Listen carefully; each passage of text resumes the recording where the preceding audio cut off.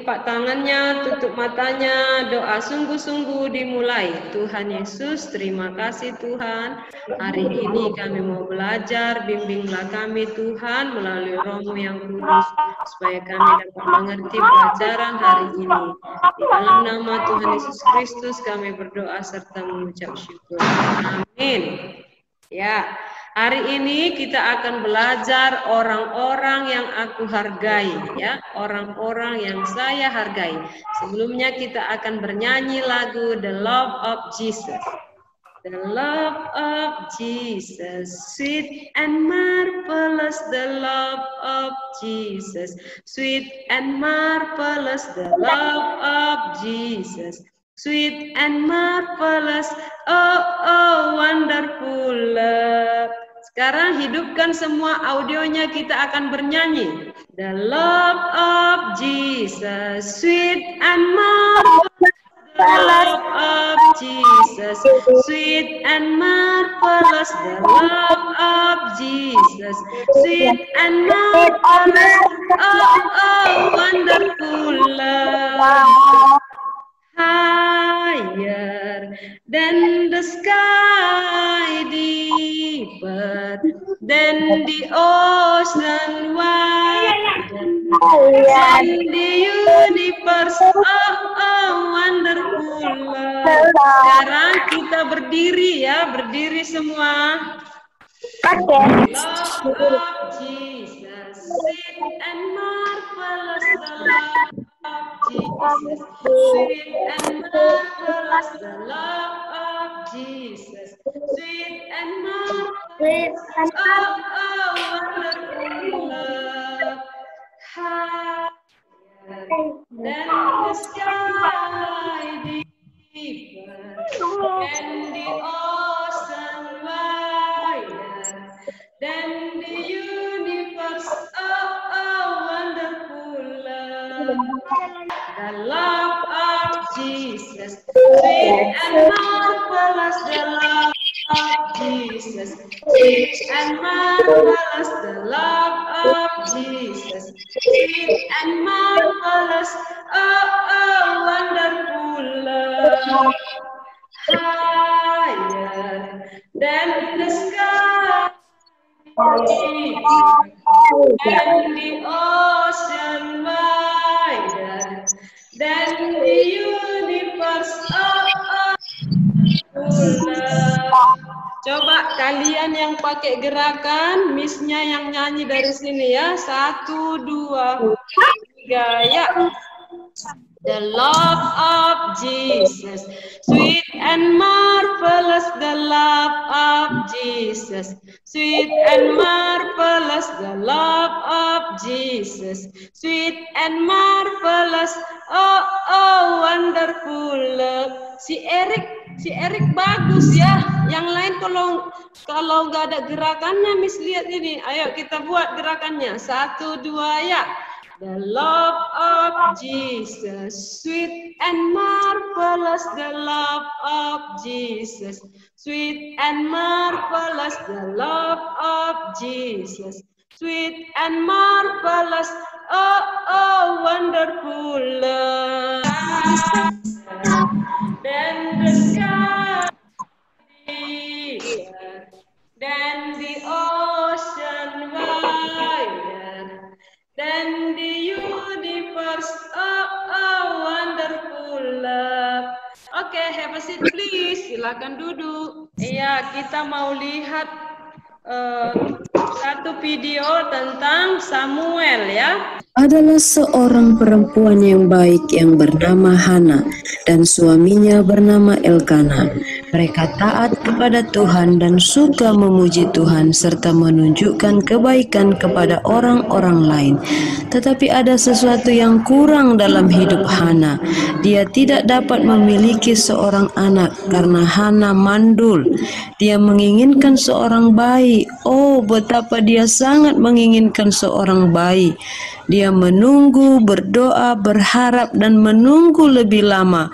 Tidak ada bayi yang lahir. Setiap tahun Hana dan suaminya pergi untuk berdoa, sujud menyembah dan mempersembahkan korban kepada Tuhan semesta alam di rumah Tuhan di Silo. Di sana yang menjadi imam Tuhan ialah Eli dan kedua anaknya Hofni dan Pinehas.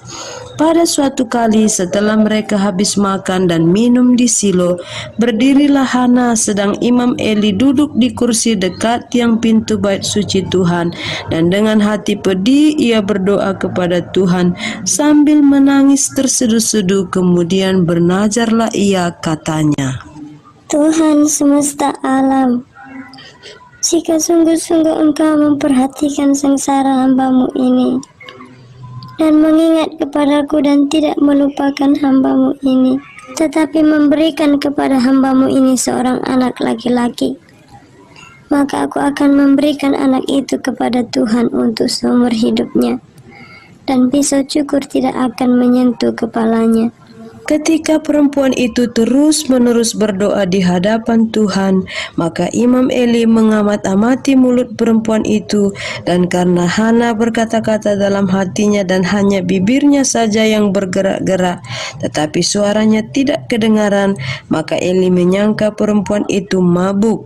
Lalu kata Eli kepadanya, Berapa lama lagi engkau mabuk? Lepaskanlah dirimu daripada mabukmu. Bukan tuanku, aku seorang perempuan yang sangat bersusah hati.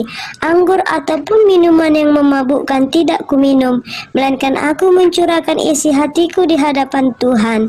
Janganlah anggap hamba-Mu ini seorang perempuan dursila, sebab karena besarnya cemas dan sakit hati aku berbicara demikian lama. Pergilah dengan selamat, dan Allah Israel akan memberikan kepadamu apa yang kau minta daripadanya. kata-kata Eli memberikan harapan kepada Hana. Dengan segera sukacita memenuhi hati Hana. Tuhan ingat kepada Hana dan menjawab doanya. Setahun kemudian mengandunglah Hana dan melahirkan seorang anak laki-laki. Ia menamai anak itu Samuel, sebab katanya, Aku telah memintanya daripada Tuhan. tetapi akankah Hana ingat akan Tuhan dan janjinya kepada Tuhan? Hana berhenti datang ke rumah Tuhan di Silo seperti yang biasa ia lakukan setiap tahunnya. Apakah Hana lupa akan janjinya kepada Tuhan?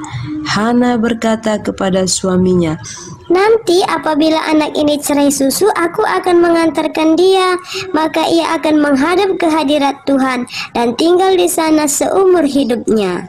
Setelah perempuan itu menyapi anaknya, dibawanyalah dia dengan seekor lembu jantan yang berumur 3 tahun, 1 epah tepung dan sebuyung anggur, lalu diantarkannya ke dalam rumah Tuhan di Silo. Tuhan menghargai iman Hana yang sangat besar. Sesudah Samuel, Tuhan memberikan lagi kepadanya 3 orang anak laki-laki dan 2 orang anak perempuan. Setiap tahun Hana pergi ke rumah Tuhan di Silo untuk memuji Tuhan dan untuk membawakan jubah baru yang dibuatnya sendiri untuk Samuel. Samuel menjadi pelayan Tuhan. Ia menolong Imam Eli dalam melayani Tuhan. Anak-anak Imam Eli, Hofni dan Pinehas juga ikut melayani Tuhan. Samuel anak yang rajin sekali bekerja. Ia jujur, suka mendengarkan nasihat. Dia rajin membersihkan rumah Tuhan, suka membantu Bapak Eli. Sedangkan Hofni dan Pinehas meskipun sudah besar, mereka malas, pemarah, tidak jujur, tidak menghormati Tuhan, rakus. Mereka suka mencuri daging persembahan milik Tuhan. Mereka berbuat jahat di hadapan Tuhan. Mereka tidak mau mendengarkan nasihat orang tua mereka. Walaupun Imam Eli sudah menegur Hofni dan Pinehas, tetapi mereka tidak mau mendengar, terus saja berbuat jahat. Seharusnya Imam Eli menghukum anak-anaknya yang jahat, tetapi Imam Eli tidak melakukannya. Suatu malam Samuel mendengar suatu suara memanggilnya, Samuel, Samuel. dan ia menjawab, Ya Bapa. Lalu berlarilah ia kepada Eli serta katanya, Ya Bapa, bukankah Bapa memanggil aku? Tetapi Eli berkata, Aku tidak memanggil, tidurlah kembali. lalu pergilah ia tidur, dan Tuhan memanggil Samuel sekali lagi. Samuel pun bangunlah lalu pergi mendapatkan Eli serta berkata, Ya Bapa, bukankah Bapa memanggil aku? Aku tidak memanggil anakku, tidurlah kembali. Samuel belum mengenal Tuhan, firman Tuhan belum pernah dinyatakan kepadanya, dan Tuhan memanggil Samuel sekali lagi untuk ketiga kalinya. Ia pun bangunlah lalu pergi mendapatkan Eli serta katanya, Ya Bapa, bukankah Bapa memanggil aku? Lalu mengertilah Eli bahwa Tuhanlah yang memanggil anak itu. Sebab itu berkatalah Eli kepada Samuel, Pergilah tidur, dan apabila ia memanggil engkau, katakanlah, berbicaralah Tuhan, sebab hambamu ini mendengar. Maka pergilah Samuel dan tidurlah ia di tempat tidurnya. Lalu datanglah Tuhan berdiri di sana dan memanggil seperti yang sudah-sudah. Samuel, Samuel. Dan Samuel menjawab, Bicaralah sebab hambamu ini mendengar. lalu berfirmanlah Tuhan kepada Samuel, Ketahuilah, aku akan melakukan sesuatu di Israel, sehingga setiap orang yang mendengarnya akan bising kedua telinganya. Pada waktu itu aku akan menepati kepada Eli segala yang telah kupirmankan tentang keluarganya dari mula sampai akhir. Sebab telah kuberitahukan kepadanya bahwa aku akan menghukum keluarganya untuk selamanya karena dosa yang telah diketahuinya, yakni bahwa anak-anaknya telah menghujat Allah, tetapi ia tidak memarahi mereka. Sebab itu aku telah bersumpah kepada keluarga Eli bahwa dosa keluarga Eli takkan dihapuskan dengan korban sembelihan atau dengan korban sajian untuk selamanya. Samuel tidur sampai pagi, kemudian dibukanya pintu rumah Tuhan. Samuel segan memberitahukan penglihatan itu kepada Eli. Tetapi Eli memanggil Samuel, katanya, Samuel anakku, Samuel anakku. Jawab Samuel, Ya Bapa, Apakah yang disampaikan kepadamu? Janganlah kau sembunyikan kepadaku. Lalu Samuel memberitahukan semuanya itu kepadanya dengan tidak menyembunyikan sesuatu pun. Ini adalah pesan yang sangat mengerikan. Tuhan akan menghancurkan semua keluarga Eli karena Hofni dan Pinehas sangat jahat dan Imam Eli tidak memarahi mereka. Peringatan Tuhan menjadi kenyataan. Selama peperangan dengan orang-orang Filistin, Hofni dan Pinehas tewas. Ketika Imam Eli mendengar anak-anaknya sudah mati dan tabut Allah sudah dirampas, ia jatuh dari tempat duduknya, lehernya patah dan ia mati hari itu juga bersamaan dengan kematian anaknya. Oke, sudah dengar semuanya ya. Noah, kamu sudah mendengar dan melihat video Imam Eli dan Samuel. Apa sifat Samuel yang kamu lihat, yang kamu dengar? Baik dan taat sama Tuhan, Miss. Baik dan taat kepada Tuhan. Oke, Serapim, kamu lihat apa sikap Serapim? Ya, kamu sudah mendengar dan melihat video Samuel dan Imam Eli. Kamu lihat sifat Hofni dan Pinehas, anak-anak Imam Eli, bagaimana sifatnya? Jahat. Jahat. Jahatnya di mana? Erik, jahatnya bagaimana?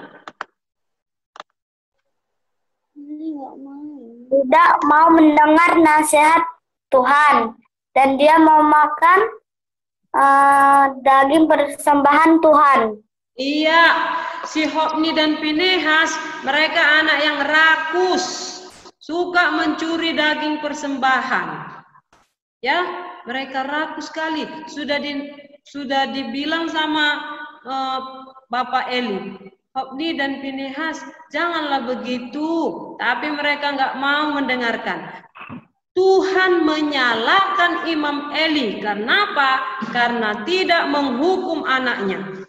Jadi kalau kamu nakal dihukum sama orang tua, itu tandanya orang tua telah menyelamatkan anaknya. Jangan bilang, mama ini jahat, papa jahat, mau mukul abang, mau mukul kakak. Tidak, itu orang tua yang baik. Kalau kamu nakal, ya kamu nakal dihukum. Sama seperti Hofni dan Finehas tidak dihukum oleh Bapak Eli, maka Tuhan menghukum satu keluarga. Ya, akhirnya apa? Hofni dan Finehas tewas waktu berperang melawan bangsa Filistin. Papanya mendengar, Bapak Eli mendengar, waduh si Hofni dan si Finehas sudah dibunuh sama tentara-tentara Filistin. Akhirnya apa yang terjadi? Waktu dia duduk di kursi, dia kaget mendengar anaknya sudah mati. Dia berdiri, lehernya patah, jatuh dari kursi. Ya, itu dia. Sedangkan Samuel anak yang baik, Samuel anak yang rajin, Samuel anak yang taat. Waktu dipanggil sama Bapak Eli, Samuel, ya Bapak Eli, dia datang mendengarkan apa kata Bapak Eli, dia rajin suka membersihkan rumah Tuhan di Silo. Akhirnya apa yang terjadi?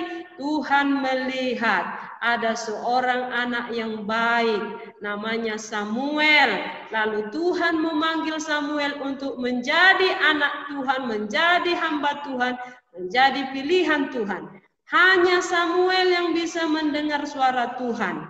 Dan Tuhan memberitahu kepada Samuel apa yang akan Tuhan lakukan. Tuan Simanjuntak, kalau Tuhan kasih tahu sama Tuhan apa yang mau Tuhan lakukan, senang tidak Tuhan? Tenang. Tenang ya. Kelin, saya akan membuat begini di dunia. Tuhan kasih tahu sama si Kelin karena Kelin anak baik. Senang tidak Kelin?